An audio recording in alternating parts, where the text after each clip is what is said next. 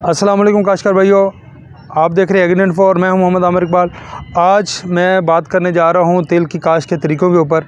बहुत सारे लोग तेल की काश्त की तरफ रुझान बढ़ रहा है, फार्मर इस पे बारे में सोच रहे हैं और काश्त करने की प्लानिंग कर रहे हैं। मुख्तलिफ सोशल मीडिया पे मुख्तलिफ जगहों पे ये सवालात भी आ रहे हैं कि हम किस तरीके से तेल को काश्त करें तो हमें ज़्यादा बेनिफिट मिलेगा, ज़्यादा अच्छा रहेगा, ज़्यादा इकनॉमिकल हमारा कौन सा तरीका होगा। तो आज की पूरी जो हमारी वीडियो है ये तिल की काश्त के तरीक़ों के ऊपर है कि कौन सा तरीका आप लगा सकते हैं। ये बहारिया काश्त जो हम करने जा रहे हैं, ख़ास करके इसके हवाले से अगर मैं बात करूँ तो आप कौन सा तरीका ऐसा होगा जिसमें आपको बचत भी होगी, सीड भी आपका कम लगेगा और आपकी फसल भी अच्छी होगी और पानी और बारिशों की से भी बची रहेगी। तो ये तरीक़ेकार कौन कौन से हैं, आज की पूरी वीडियो इसी टॉपिक के ऊपर होगी। उससे पहले मैं गुजारिश करूंगा कि आप हमारा चैनल एग्रीइन्फो सब्सक्राइब करें ताकि आपको मज़ीद इस तरह की मालूमात और वीडियोस बर वक्त मिलती रहें और आप देखते रहें। तो बात हमारी चल रही थी तेल की काश्त के तरीक़ों के हवाले से, बहारिया काश्त के हवाले से। पहले तो मैं बात करना चाह रहा हूँ, एक कन्फ्यूजन भी है। लोग कहते हैं कि बहारिया काश्त हम इस वक्त हम काश्त करें। माहिरीन की जो राय है वो ये है कि आप इसकी काश्त जून और जुलाई में करें।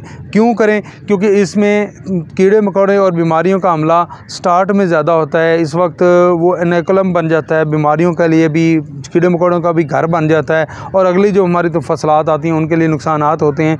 लेकिन पिछले 2-3 सालों से बहारिया काश्त का रूज बन रहा है, लोगों का रवाज पड़ रहा है, लोग काश्त कर रहे हैं। तो उस हवाले से मैंने सोचा कि आपको तरीके बताऊं। तो तरीके इसके 2 हैं, मेन जो बेसिकली हम तरीक़ों को कहेंगे वो 2 हैं। एक तरीका है आप छटा करते हैं और दूसरा तरीका है आप लाइन काश्त करते हैं। छठे में आपके पास वसाइल ना हो, तो आपके पास वक्त कम हो, वसाइल ना हो, चीज़ वो ड्रिल के लिए या ड्रिल ना हो या लाइन काश्त के लिए जो औज़ार हैं वो आपके पास मौजूद नहीं, तो फिर आप ज़रूर करें। छठे में जो पौधे फासले पे खड़े होंगे उनकी पैदावार अच्छी होती है, उनके कैप्सूल भी ज़्यादा होते हैं। जो पौधे साथ साथ खड़े हैं उनकी पैदावार में थोड़ा सा कमी आती है, वो पूरा फ़ायदा नहीं मिलता। दूसरी है लाइन काश्त। लाइन काश्त में मुख्तलिफ़ तरीके हैं। एक तरीका ड्रिल का है। ड्रिल काश्त में अगर आप छिदराई नहीं करते तो फिर भी आपकी पैदावार में इजाफ़ा नहीं होता, आपकी पैदावार बेहतर नहीं होती। आपने छिदराई ज़रूर करनी है। छिदराई के लिए शाखदार जो है उनके में 6 से 8 इंच का फासला है पौधे से पौधे का, और जो सिंगल लाइन वाले हैं वो 4 से 6 इंच का फासला आपने पौधे से पौधे का रखना है। लाइन से लाइन का फासला आपको पता है 1.5 फुट रखना है। 1.5 फुट से आप ज़्यादा भी कर सकते हैं, लेकिन 1.5 फुट रिकमेंडेड होता है। आप इस हिसाब से लेके चलें तो आपकी पैदावार अच्छी मिलती है। लाइन काश्त में अगली चीज़ें हैं, आप प्लांटर काश्त भी रवाज पड़ रही है। मुख्तलिफ प्लांटर्स आप मिल गए हैं, वो सिंगल रो प्लांटर भी मौजूद हैं, मल्टी प्लांटर भी मौजूद हैं। वो उन्होंने सिंगल मशीनों को मिला के वो की हुई हैं।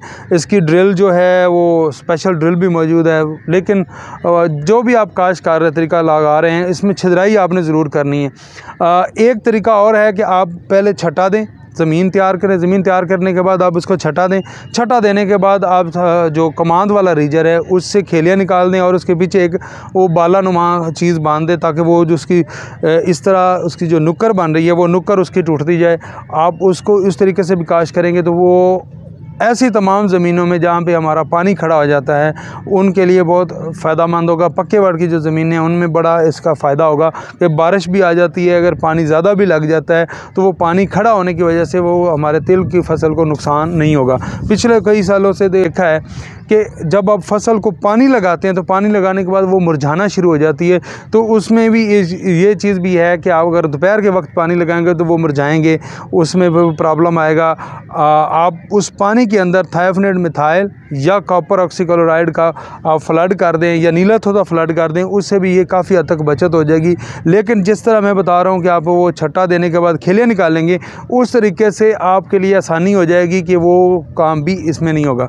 एक और जो तरीका हमारे काश्तकार भाइयों ने ईजाद किया है उसको अडॉप्ट कर रहे हैं, वो है चोपा लगाने का, कि आप उसको चोपा भी लगा सकते हैं। उसके लिए आपने करना क्या कि बीज बिल्कुल बारीक है, बारीक बीज का चोपा लगाना थोड़ा मुश्किल होता है। इसका हल क्या उन्होंने निकाला है कि एक बर्तन के अंदर रेत शामिल करते हैं और रेत के अंदर बीज रखते हैं और बीज के साथ मिक्स करके उसके बाद इसका चोगा लगाते हैं और इस तरीके से ले जाते हैं।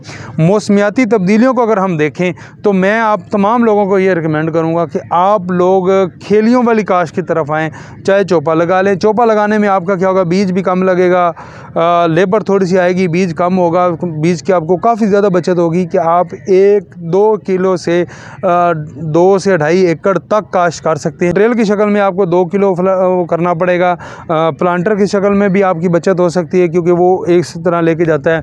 लेकिन जो आपने छटा करना है और छटा करने के बाद खेलियाँ निकालनी है, उसमें आपका बीज की मिकदार बढ़ानी पड़ेगी क्योंकि हमारा सरफेस एरिया बढ़ेगा। सरफेस एरिया बढ़ने की वजह से हमें बीज की मिकदार ज़्यादा लेके जानी पड़ेगी। हमें बीज की मिकदार जो है वो 2.25 किलो तक, 2 किलो या 2.25 किलो तक हम लेके जाएंगे तो फिर हमारे पूरे एरिया में मुकम्मल होगा। तो आखिर में मैं यही कहूँगा कि आपसे गुजारिश यही है कि आप कोशिश करें कि खेलियों वाली काश्त करें। अगर बारिशें भी हो जाती हैं, कोई मामला हो भी जाता है तो उसमें पानी निकालना भी आसान है और पौधे हमारे मर जाएंगे भी नहीं, क्योंकि तिल की फसल में अगर 24 घंटे से ज़्यादा पानी खड़ा हो जाए तो वो जो पौधे मुरझाना शुरू हो जाते हैं। तो अगर आप खेलियों में काश्त करेंगे तो वो ये काम हमारा नहीं होगा। बहुत शुक्रिया। अल्लाह।